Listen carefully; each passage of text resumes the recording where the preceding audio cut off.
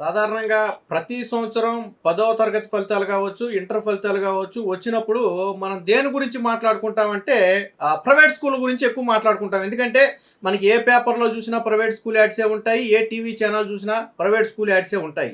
కానీ హిస్టరీలో first time ప్రభుత్వ స్కూల్ పాఠశాలల విద్యార్థుల గురించి రాష్ట్రంలోని అందరూ మాట్లాడుకునే విధంగా చేశారు అంటే దీని వెనక one and only Nara Lokesh గారు. అయితే ఆయన ఇది సమిష్టి కృషి అని చెప్తున్నప్పటికీ కూడా గతంలో కూడా చాలామంది విద్యాశాఖ మంత్రులు వచ్చారు. గతంలో చాలా ప్రభుత్వాలు మారినాయి.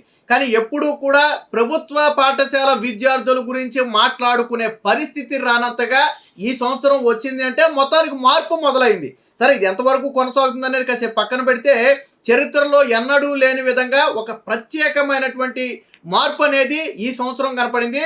చాలామంది పేరెంట్స్ ఈవెన్ వాళ్ళ పిల్లల్ని ప్రైవేట్ పాఠశాలలో చదివించుకున్నప్పటికీ కూడా ఇప్పుడు బయటకు వచ్చి మా పిల్లల కంటే కూడా ప్రభుత్వ పాఠశాలలో చదివిన పిల్లలకి ఎక్కువ మార్కులు వచ్చాయి. మొత్తానికి మార్పు అనేది స్వాగతించదగింది. ప్రభుత్వ పాఠశాలల్లో సమూల మార్పులకు శ్రీకారం చుట్టారు అనేది ఈ ఫలితాలను బట్టి అర్థమవుతుందని కొంతమంది పేరెంట్స్ వాళ్ళ పిల్లల్ని ప్రైవేట్ స్కూల్లో చదివించిన పేరెంట్స్ బయటకు వచ్చి మాట్లాడుతున్నారు. అంటే అది ప్రభుత్వ గొప్పతనం.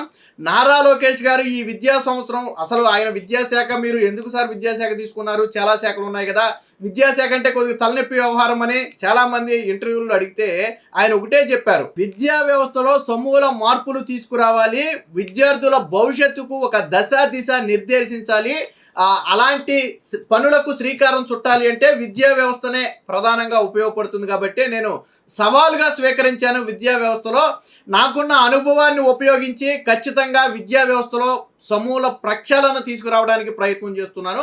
ఎంతవరకు సక్సెస్ అవుతానో తెలియదు కానీ 100% అయితే చేస్తానని చెప్పి నారా లోకేష్ గారు గతంలో జరిగిన ఇంటర్వ్యూల సందర్భంగా చెప్పారు. చాలామంది అడిగారు, విద్యాశాఖ ఎందుకంటే మీకు చాలా పేరు వచ్చే శాఖలు చాలా ఉంటే విద్యాశాఖ ఎందుకు తీసుకున్నారు, దీంట్లో ఎదుగుదల ఉండదు బొదుగుదల ఉండదు, మీరు విద్యాశాఖలో ఎంత చేసినా కానీ అలాగే ఉంటుంది, పేరు అనేది రాదు కదా అని చాలామంది అడిగితే ఆయన నేను పేరు ప్రఖ్యాతల కోసం దీన్ని తీసుకోలేదు, పిల్లల భవిష్యత్తును మార్చాలి అనే ఒక ఉద్దేశంతో విద్యా వ్యవస్థలో ఉన్నటువంటి లోపాలను సరిదిద్ది ప్రత్యేకమైనటువంటి ఒక ప్రణాళికతో విద్యా వ్యవస్థలో కొంచెం కొంచెంగా మార్పులు తీసుకురావాలి, ఒకేసారి సాధ్యపడవని నాకు కూడా తెలుసు, కాబట్టి కొంచెం కొంచెంగా మార్పులు తీసుకురావాలని ప్రయత్నం చేస్తున్నానని చెప్పి లోకేష్ గారు చెప్పారు. అన్నట్టుగానే ఈ విద్యా సంవత్సరం ఒక ప్రభుత్వ పాఠశాల విద్యార్థుల పేపర్ ప్రకటన అనేది చరిత్రలో మీరు ఎప్పుడైనా చూసారా? మీరు ఎప్పుడైనా సరే ప్రభుత్వ పాఠశాలల్లో చదివిన విద్యార్థులు 590కి పైగా మార్కులు తెచ్చుకున్నారు అనే ఒక పేపర్ అడ్వర్టైజ్మెంట్ ఎప్పుడైనా చూసారా? చూడలేదు కదా. అలాగే టీవీ అడ్వర్టైజ్మెంట్ ఎప్పుడైనా చూసారా? ప్రభుత్వ పాఠశాలల్లో ప్రభంజనం అని చెప్పి ఎప్పుడైనా టీవీలో ఒక అడ్వర్టైజ్మెంట్ చూసారా? ఒకటి ఒకటి ఒకటి రెండు రెండు రెండు అని మీరు వినే ఉంటారు. అవన్నీ ప్రైవేట్ పాఠశాలకు చెందిన అడ్వర్టైజ్మెంట్లు. బట్ ద హిస్టరీలో ఫస్ట్ టైము ప్రభుత్వ పాఠశాలలకు సంబంధించి అలాంటి ఒక అడ్వర్టైజ్మెంట్ ఇచ్చారు. ప్రభుత్వ పాఠశాలలకు విద్యార్థులు వస్తే వాళ్ళకు కలిగే సౌకర్యాలు ఏంటి, ఫలితాలు ఎలా ఉన్నాయి అనేది తెలియజేస్తూ ఒక అడ్వర్టైజ్మెంట్ ఇచ్చారు. మళ్ళీ ఎక్కడా కూడా ఈ అడ్వర్టైజ్మెంట్లో లోకేష్ గారి ఫోటో కానీ లేదా పార్టీకి సంబంధించినవి కానీ ఎక్కడా కూడా ఉపయోగించకుండా ప్యూర్గా ప్రభుత్వం తరపున ఒక అడ్వర్టైజ్మెంట్ ఇచ్చారు. సో ఎందుకు ఇచ్చారు, ఎలా ఇచ్చారు అంటే మార్పు అనేది మొదలయ్యింది. ఈ విద్యా సంవత్సరం ఫలితాలు 100కు 100% ప్రైవేటు పాఠశాలలు అసూయపడే విధంగా ప్రభుత్వ పాఠశాలల్లో ఫలితాలు వచ్చాయి. 100% ఈ రిజల్ట్ అనేది రాబోయే రోజుల్లో ప్రభుత్వ పాఠశాలల్లో విద్యార్థుల సంఖ్యను పెంచడానికి ఉపయోగపడుతుంది. మీకు గుర్తుందో లేదో ఈ విద్యా సంవత్సరం స్టార్టింగ్లో ప్రభుత్వ పాఠశాలల్లో కూడా ఇంకా మా విద్యార్థులను చేర్చుకోవడానికి అడ్మిషన్ క్లోజ్ అని చెప్పి బోర్డులు పెట్టినటువంటి పరిస్థితి ఈ విద్యా సంవత్సరం వచ్చింది. కొన్ని ప్రభుత్వ పాఠశాలల్లో సీట్స్ అన్ని ఫిల్ అయిపోయిన తర్వాత అడ్మిషన్స్ క్లోజ్ అని చెప్పి బోర్డు పెట్టారు కొన్ని పాఠశాలల్లో. సో అలాంటి మార్పులు ఇక మిగతా పథకాలు అయితే ఓకే, దీనికి సంబంధించి ఒక అడ్వర్టైజ్మెంట్ చూడండి. ఇందులో ఎక్కడా కూడా ప్రభుత్వం అంటే చంద్రబాబు గారి ఫోటో కానీ నారా లోకేష్ గారి ఫోటో కానీ లేదా వాళ్ళు డప్పు కొట్టుకున్నట్టు కానీ ఎక్కడా కానీ అడ్వర్టైజ్మెంట్లో లేదు. చూడండి, కేవలం పిల్లలు దాదాపుగా ఒక 13 మంది పిల్లలు, ఈ 13 మంది కూడా 596, 595 మార్కులు తెచ్చుకున్నటువంటి ఒక 13 మంది పిల్లలకు ప్రధాన పేజీల్లో మొదటి పేజీలో వీళ్ళ యాడ్ ఇచ్చి వీళ్ళని అభినందిస్తూ ఒక యాడ్ ఇవ్వటం అనేది హిస్టరీలో ఎక్కడా జరగల. ఇప్పటి వరకు ప్రభుత్వ పాఠశాల పిల్లల గురించి యాడ్ ఇవ్వటం అనేది ఎక్కడా జరగలేదు. హిస్టరీలో ఫస్ట్ టైం జరిగింది. అది నారా లోకేష్ గారు చేసింది. అంటే ఆయన చేసింది ఆయన ఎక్కడ ఆయన ఆయన కొట్టుకున్నట్టుగానే ఆయనకి ప్రచారం వచ్చేటట్టుగానే ఎక్కడ ఇందులో నారా లోకేష్ గారిని పెట్టాలి. వాస్తవానికి ఎడ్యుకేషన్ మినిస్టర్గా ఆయన ఫోటో పెట్టవచ్చు, సీఎంగా చంద్రబాబు గారి ఫోటో కూడా పెట్టవచ్చు.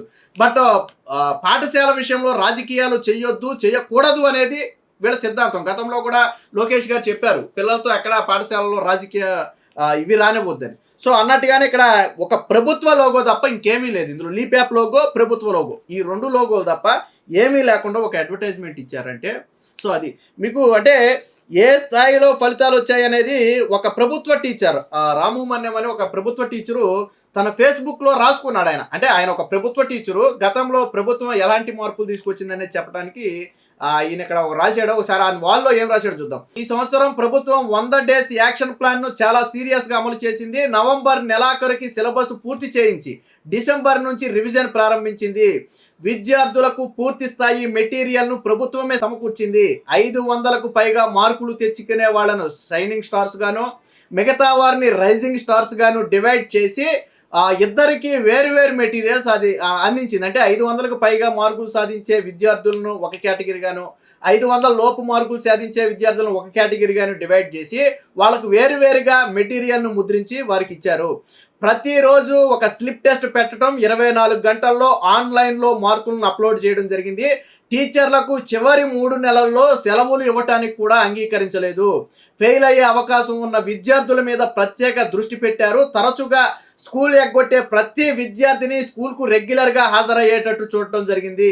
పిల్లలందరూ స్కూల్స్కి హాజరవుతున్నారా లేదా అని పర్యవేక్షించడానికి ప్రతిరోజు ఎంఈఓ 2 హై స్కూళ్లలో స్టడీ అవర్స్ జరుగుతున్నప్పుడు విజిట్ చేసే విధంగా ప్రణాళికనైతే సిద్ధం చేశారు. దానికి సంబంధించి పిల్లలందరూ కనిపించేలా ఫోటోలు తీసి జిల్లా ఇన్ఛార్జ్ అధికారికి పంపించడం జరిగేది.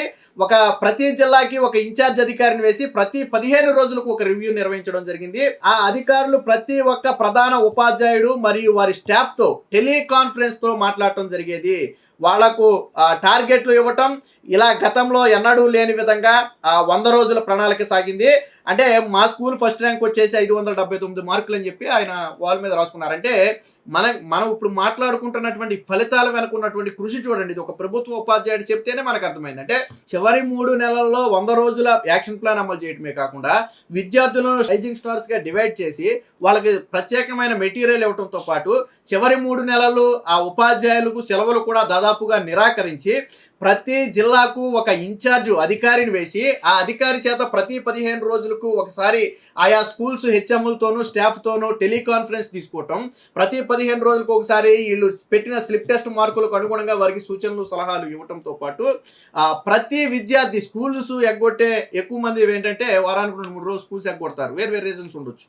సో వాళ్ళ తల్లిదండ్రులతో మాట్లాడి ఈ చివరి 3 నెలలు మీ పిల్లోడికి చాలా ఇంపార్టెంట్ కాబట్టి ఖచ్చితంగా మీరు స్కూల్కి ఈ 3 నెలలు మానకుండా పంపించండి అని చెప్పి విద్యార్థుల తల్లిదండ్రులతో ఉపాధ్యాయులే మాట్లాడి వాళ్ళందరినీ స్కూల్కి వచ్చేటట్టు చేయటమే కాకుండా స్టడీ అవర్స్లో 100కు 100% విద్యార్థులు హాజరవుతున్నారా లేదా అని తెలుసుకోవడానికి ఒక ఎంఈఓ ప్రతిరోజు 2 హై స్కూల్స్లో స్టడీ అవర్స్ జరుగుతున్న సమయంలో వెళ్ళి వాళ్ళతో మాట్లాడి ఆ ఫోటోలను కూడా తీసి అప్లోడ్ చేయడం జరిగేది. అంటే తెర వెనక చూడండి ఎంత కృషి జరిగిందో.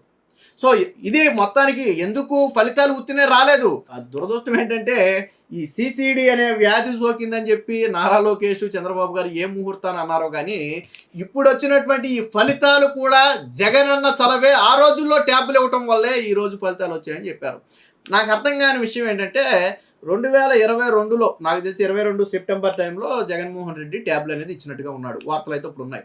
2022లో నువ్వు ట్యాబ్స్ ఇస్తే 2023లో రిజల్ట్లో మార్పు రావాలి, 24 రిజల్ట్లో మార్పు రావాలి.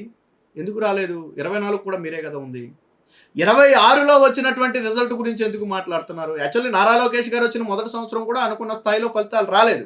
బట్ ఆ తర్వాత విప్లవాత్మక మార్పులు తీసుకురావడానికి అనేక శ్రీకారం చుట్టారు. ఈవెన్ మీరు చూడండి టీచర్స్ను కూడా మధ్యలో ఎక్కడ బదిలీ చేయలేదు. చూడండి ఈ విద్యా వ్యవస్థ మధ్యలో ఏ టీచర్ని కూడా కలపడానికి నారా లోకేష్ ఒప్పుకోలేదు. సాధారణంగా రాజకీయ ఇన్ఫ్లుయెన్స్ ఉపయోగించి అటు ఇటు డిప్యుటేషన్ మీద లేకపోతే ఒక్కో దాని మీద బదిలీ అవుతుంటారు. ఈ బదిలీలన్నీ కూడా ఈ ప్రభుత్వ హయాంలో లేవు చూడండి. ఎందుకంటే నారా లోకేష్ గారు మధ్యలో మారిస్తే ఆ స్కూల్లో చదివే విద్యార్థులు ఇబ్బంది పడతారని మార్చడానికి ఒప్పుకోలేదు. కానీ ఇది కూడా మా క్రెడిటే అని చెప్పి వాళ్ళు చోరీ చేసే ప్రయత్నం చేశారు. సరే, ప్రజలకు తెలుసు జగన్మోహన్ రెడ్డి 5 ఏళ్ళు సీఎంగా ఉన్నాడు కదా, సరే జగన్మోహన్ రెడ్డి కృషి అనుకుందాం. ఒక ఏడాది కాకపోతే ఒక ఏడాది అని ఈ మార్కులు ఎందుకు రాలేదు? 72% ఉన్నటువంటి ప్రభుత్వ పాఠశాల ఉత్తీర్ణత 78% పెరిగింది. మొత్తం టోటల్ ఉత్తీర్ణత 85% పెరిగింది. అలాగే బాలికల ఉత్తీర్ణత శాతం గత ఏడాదితో పోలిస్తే 5.5% పెరిగింది. సో ఎలా పెరిగింది? 590కి పైగా మార్కులు ప్రైవేటు పాఠశాలల్లోనే రాలా. ఈవెన్ మొత్తం 16 పాఠశాలల్లో సున్నా ఫలితాలు వస్తే అందులో 11 ప్రైవేటు పాఠశాలలే, కేవలం 5 పాఠశాలలే ప్రభుత్వ పాఠశాలలు. 5 పాఠశాలలే ప్రభుత్వ పాఠశాలలు, 2 ఎయిడెడ్ పాఠశాలలు, 2 జూనియర్ ఆశ్రమ పాఠశాలలు, 1 జడ్పీ హై స్కూల్. 5 పాఠశాలలే. 5,000 స్కూల్స్ ఉన్నటువంటి ప్రైవేటు పాఠశాలల్లో 11 పాఠశాలలో సున్నా ఫలితాలు. కానీ 7,500 నుంచి 8,000 పాఠశాలలో ఉన్నటువంటి ప్రభుత్వ పాఠశాలలో సున్నా ఫలితాలు ఉన్న స్కూల్స్ కేవలం 5.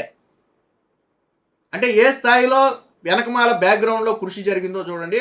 ఇక్కడ మెచ్చుకోవాల్సింది ఏంటంటే ఎక్కడా కూడా ప్రభుత్వాన్ని కానీ నారా లోకేష్ గారిని ఇరికిచ్చేసి సూపర్ డూపర్ అని చెప్పి అక్కడ ప్రచార ఆర్భాటాలు లేవు. అంత చేసి కూడా నారా లోకేష్ గారు ఎక్కడ చెప్పుకునే ప్రయత్నం చేయలే. వాళ్ళ సిద్ధాంతం ఒకటే, విద్యార్థుల దగ్గర రాజకీయాలు వద్దు, అందరం కష్టపడ్డాం, ఫలితాలు వచ్చాయి, ఇంతకంటే ఎక్కువ కష్టపడదాం, ఇంకా మరిన్ని ఫలితాలు వస్తాయి. ఇదే ఈ సింప్లిసిటీ చూడండి. వాస్తవానికి ఇదే ఫలితాలు గారు జగన్మోహన్ రెడ్డి హయాంలో వచ్చి ఉండుంటే యాడ్ల సంగతి దేవుడు కానీ వాళ్ళ సాక్షిలో కావచ్చు, వాళ్ళ సోషల్ మీడియాలో కావచ్చు, పిల్లలు పక్కకి వెళ్ళిపోతారు, మార్కులు తెచ్చుకున్న పిల్లలు పక్కకి వెళ్ళిపోతారు. జగన్మోహన్ రెడ్డిని మాత్రమే రాముడు దేవుడుగా చూపించే ప్రయత్నం చేసేవాళ్ళు. కానీ ఇక్కడ ఊసికి కూడా నారా లోకేష్ పేరు ప్రయత్నం చేయడం. మనం అంటే ఆయన చేసిన కృషి గురించి చెప్తున్నాం అంతే. కానీ ఎక్కడా కూడా పిల్లల గురించి ఎక్కడా కూడా టీవీలో ఇచ్చిన అడ్వర్టైజ్మెంట్లో కావచ్చు, పేపర్లో ఇచ్చిన అడ్వర్టైజ్మెంట్లో కావచ్చు, ఎక్కడా కూడా నారా లోకేష్ గారి గురించి ఎక్కడా కూడా రాయలే. ఆయన ఫోటో కూడా ముద్రించాలి. ఇది కదా మరి గొప్పతనం అంటే. అంత చేసి కూడా సింప్లిసిటీ మెయింటైన్ చేశారు. ఏది ఏమైనా ప్రభుత్వ పాఠశాలల్లో మార్పు అనేది సుస్పష్టంగా కనపడుతుంది. 100కు 100% రాబోయే రోజుల్లో ఈ 85%గా ఉన్నటువంటి ఉత్తీర్ణత 90%కి పైగా పెరిగే అవకాశం ఉంది. ప్రభుత్వ పాఠశాలలో కూడా 85%కి పైగా ఉత్తీర్ణత పెరిగే అవకాశం ఉంది. ఖచ్చితంగా నారా లోకేష్ గారు చేసినటువంటి ఈ కృషిని, ప్రభుత్వం చేసినటువంటి ఈ కృషిని ఈరోజు ప్రతి విద్యార్థి తల్లిదండ్రులు కూడా అభినందిస్తున్నారు.